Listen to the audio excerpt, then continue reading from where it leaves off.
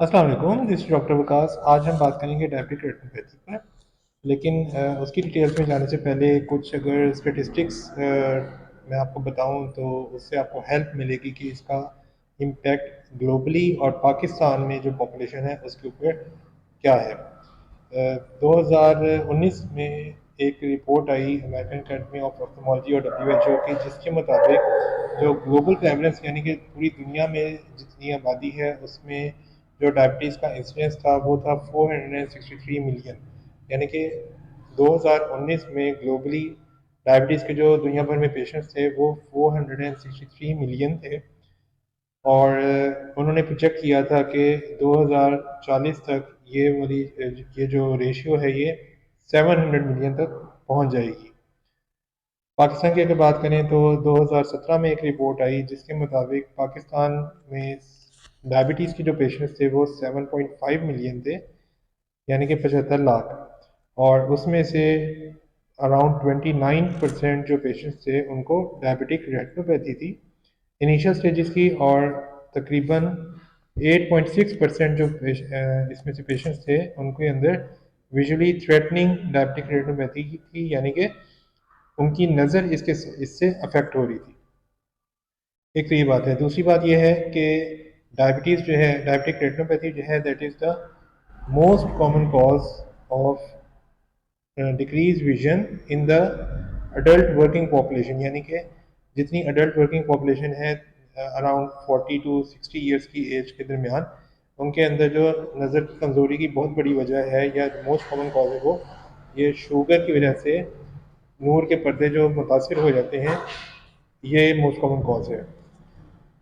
पाकिस्तान में अगर बात करें तो जिस तरह मैंने आपको बताया कि अराउंड 75 लाख पेशेंट्स थे इन 2017।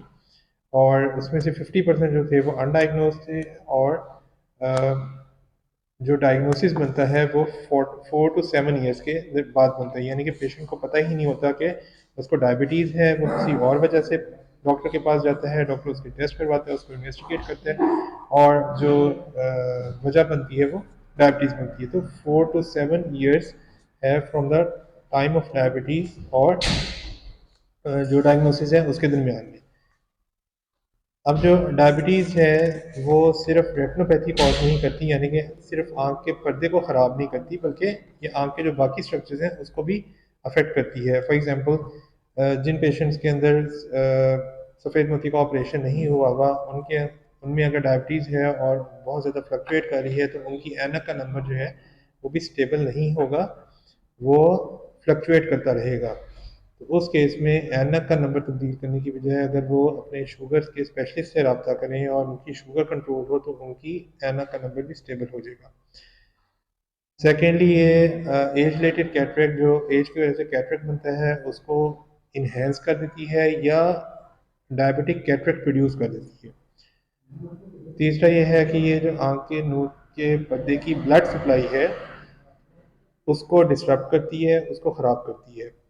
जो आँख के नूर की नस है जिसको हम ऑप्टिक नर्व कहते हैं, उसकी सोजिश करवा सकती है, उसकी ब्लड सप्लाई को डिस्टर्ब कर सकती है। इसके अलावा जो आँख के मसल्स हैं जिसकी वजह से हम ऊपर नीचे दाएं बाएं देख सकते हैं, उन मसल्स की नर्व सप्लाई को भी ख़राब करती है, जिसके बाद हम कहते हैं कि पेशेंट को नर्व पैल्सी हो गई आँख के मसल्स की।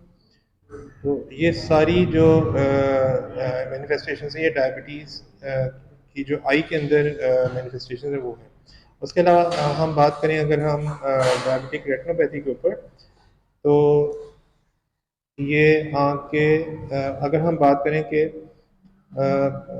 जो आँख का नूर का पर्दा है उसको अगर हम ब्रॉडली क्लासीफाई करें या डिवाइड करें तो दो उसके सेंटर्स हैं। एक सेंट्रल एरिया है जिसको हम मैकुला कहते हैं, और दूसरा है पेरिफेरल एरिया जो कि सेंटर से हट के है। जो डायबिटिक रेटिनोपैथी है ये सेंट्रल एरिया को ज़्यादा इन्वॉल्व करती है। उसकी वजह ये है कि जो सेंट्रल एरिया है वहाँ पे मेटाबॉलिज्म बहुत ज़्यादा होता है, वहाँ पे ऑक्सीजन की डिमांड बहुत ज़्यादा होती है।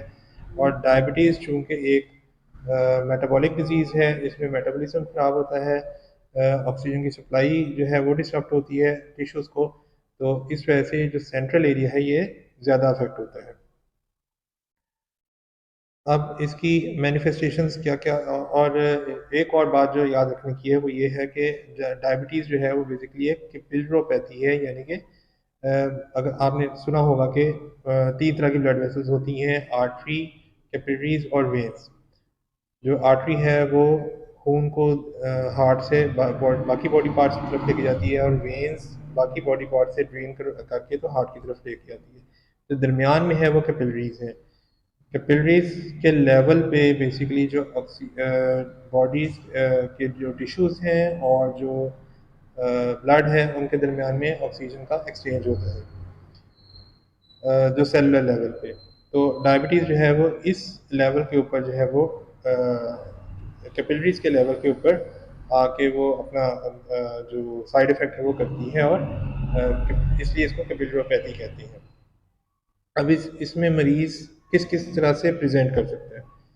मरीज़ आ सकता है कि मेरी एनकल नंबर स्टेबल नहीं है, या मुझे कम नज़र आ रहा है, मेरी जो बिनाई है वो आहिस्ता आहिस्ता कम होती जा रही है, या मेरी जो नज़र है वो एकदम से कम हो गई है, उसमें कोई मुझे दर्द नहीं हो रहा, या पेशेंट काले मोतिये के साथ भी प्रेजेंट कर सकता है, या वो आँख के फॉलिज का आँख के जो मसल्स हैं उसके फॉलिज के साथ, यानी कि वो ऊपर नीचे दाएं बाएं मतलब साइड वाइज देख नहीं सकता, उसके साथ भी प्रेजेंट कर सकता है। फिर पेशेंट जो है वो CRVO यानी कि उसकी नूर की जो पर्दे की ब्लड सप्लाई है वो ख़राब हो गई, और उसकी वजह से उसकी नज़र कम होगी, उसके साथ प्रेजेंट कर सकता है। फिर वो ऑप्टिक न्यूरोपैथी के साथ प्रेजेंट कर सकता है। अब इसके अंदर जो इम्पोर्टेंट चीज़ है डायबिटिक रेटिनोपैथी को मैनेजमेंट के हवाले से, वो ये है कि जो इन की जो मेन कॉज थी वो थी शुगर लेवल का मेंटेन ना रहना। शुगर जो है वो पेशेंट की फ्लक्चुएट करती रहती है, उसकी वजह से ये सारी जो उसको मैनिफेस्टेशन है ये आ रही होती हैं। तो जब पेशेंट इस किस्म की किसी मैनिफेस्टेशन के साथ आता है और आई स्पेशलिस्ट उसको चेक करता है और वो डिटरमिन करता है कि पेशेंट को डायबिटिक रेटिनोपैथी है, तो रेटिनोपैथी को ट्रीट करना तो उसकी रिस्पॉन्सिबिलिटी है, लेकिन उसकी ये रिस्पॉन्सिबिलिटी भी बनती है कि वो बाकी डॉक्टर्स को भी, जब बाकी जो स्पेशलिटी के डॉक्टर्स हैं उनको भी ऑन बोर्ड ले। इसलिए इस जो डायबिटिक रेटिनोपैथी की मैनेजमेंट है इसको हम कहते हैं कि ये मल्टी डिसिप्लिनरी अप्रोच है। ये सिर्फ आई स्पेशलिस्ट का काम नहीं है, ये इसमें बाकी जो डॉक्टर्स हैं वो भी इन्वॉल्व होंगे। फॉर एग्जांपल अगर उसके गुर्दे ख़राब हैं तो वो नेफ्रोलॉजिस्ट को भी चेक करवाएगा, अगर उसके हार्ट में कोई इशू है तो वो कार्डियोलॉजिस्ट के पास भी जाएगा, और एंडोक्राइनोलॉजिस्ट के पास तो उसने वैसे भी जाना है अपनी जो डायबिटीज़ है उसको कंट्रोल करने के लिए। अब ऑप्थेल्मोलॉजिस्ट उसको क्या क्या मैनेज कैसे कैसे मैनेज कर सकता है, वो जैसे कि मैंने बताया कि बाकी डॉक्टर्स के पास भी रेफ़र करेगा। सेकेंडली उसको एक्सरसाइज एडवाइस करेगा। थर्डली उसको कहेगा कि अपनी शुगर को स्ट्रिक्टली कंट्रोल में रखे, अपने टेस्ट करवाए। इसमें जो एक इम्पॉर्टेंट टेस्ट है वो है HbA1c, जो कि गुज़िश्ता 3 माह की जो शुगर है उसकी एवरेज ये बताता है कि गुज़िश्ता 3 माह में पेशेंट की शुगर का लेवल जो था वो क्या था। जो ऑफ्थल्मोलॉजिस्ट का काम है वो ये है कि काउंसलिंग के बाद वो डिटरमिन करे कि पेशेंट किस स्टेज पे, रेटिनोपैथी किस स्टेज पे उसके पास आया है। क्या वो इनिशियल स्टेजेस में है, या एडवांस स्टेजेस में है, या बिल्कुल हाई रिस्क स्टेज पे है। अगर तो पेशेंट की रेटिनोपैथी इनिशियल स्टेजेस में है तो वो एक तो शुगर के कंट्रोल करने के साथ वो कंट्रोल हो सकती है, कुछ ड्रॉप्स हैं उसके साथ वो कंट्रोल हो सकती है, और दूसरी बात यह है कि अगर उसको लेज़र लगाने की ज़रूरत है या इंजेक्शन की ज़रूरत है तो उसके साथ भी वो कंट्रोल हो सकती है। लेकिन अगर पेशेंट एडवांस स्टेज में आ गया है जिसके अंदर या उसके खून के उसके नूर के पर्दे के आगे खून आ गया है, या उसका पर्दा फट गया है, या उसको काला मोतिया हो गया है, तो फिर उसकी मैनेजमेंट जो है वो डिफरेंट हो जाएगी। उसके लिए फिर ज़्यादा जो बेहतर ऑप्शन है वो सर्जरी है, और सर्जरी के बाद उसको लेज़र है। क्योंकि इस जो रेटिनोपैथी है उसके अंदर अगर वो एडवांस स्टेजेस में चली जाए तो टिश्यू को जो रेटिनल टिश्यू है उसको ऑक्सीजन नहीं मिलती, उसकी वजह से टिश्यू रिस्पॉन्स में in response to the decrease oxygen level वो वेजफ एक केमिकल है वो प्रोड्यूस करता है। जब वो वेजफ प्रोड्यूस करता है तो उसकी जो